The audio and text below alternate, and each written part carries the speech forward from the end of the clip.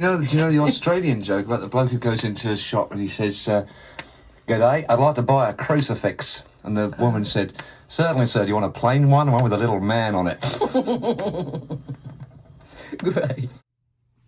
Hi, it's me again. You probably know if you're watching this, when you collect records, sometimes you go down real weird, kind of obscure rabbit holes. And this one, I guess, isn't crazy obscure, but today I'm gonna talk about interview records. So this kind of started when I started picking these up when I started to get into David Bowie, and there's this one company that does a bunch of them that I assume they look unofficial, and I think Discogs lists them as like partially official or something.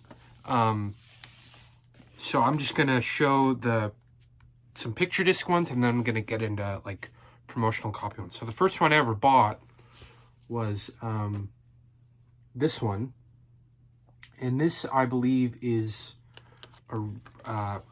from a radio show David Bowie hosted, and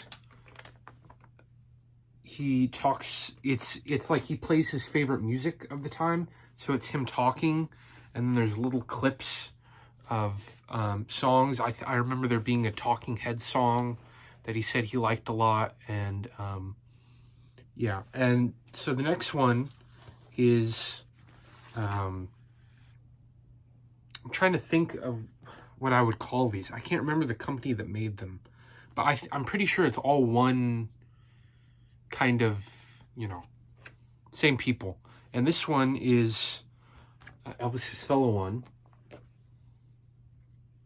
And I remember this one sounding pretty crappy. The sound quality, I'm not big on audio quality stuff or anything, but I remember this one being particularly bad sounding. But it was really cheap, and it's just kind of cool to have. And I'm not super into picture discs, but I do like that one. And then this next one, to tell you the truth, I don't even remember what they were talking about on this one. But and I remember this one being real bad quality too, but I was really excited about this one. And this comes in the original outer sleeve, and this is The Damned. And you can see, let me look. You can see all the different artists that they've done these interview discs of. So there's a lot on here I'd still like to really pick up. I'd like to get the Smiths one. There's a Public Image Limited one, a Stranglers one, an Iggy Pop one, a Bauhaus one, a Squeeze one. Oh, there's a Dead Kennedys one. I didn't notice that before. Yeah, so this is just kind of a weird little subsect of record collecting, I guess. And this is the front of this one, and the back's pretty cool. It's Dave. So there's those, but and those, like I said, I'm pretty sure Discogs lists as not official or partially official. But these next two are official, and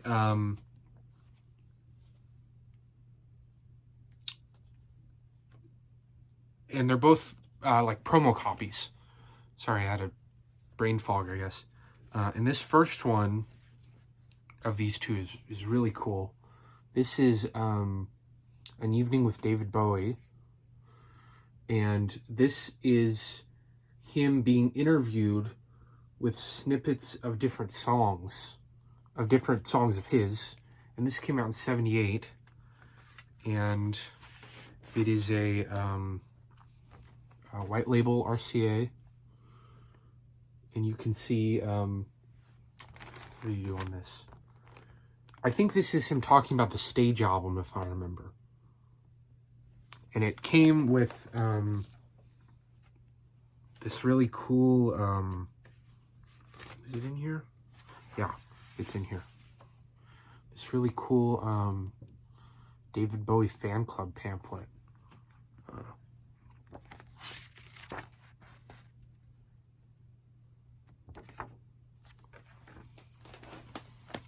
And then the last one is another, I thought this video was going to take more time showing these, but it's going pretty quick. I guess there's not much to say about interview records. This one is also a promo, and this one is, what is this called again? Oh yeah, an interrogation of Nick Lowe, alias Nick the Knife. Has a cool, well, really pretty boring promo sticker. But this is him with talking between little clips of each song, kind of explaining some of the songs. And this one is really good. I listened to this recently, and there's he talks a little bit about the Brinsley Schwartz version of What's So Funny About Peace, Love, and Understanding. And yeah, this one's really cool. And this one, I think the label is just a white Columbia label.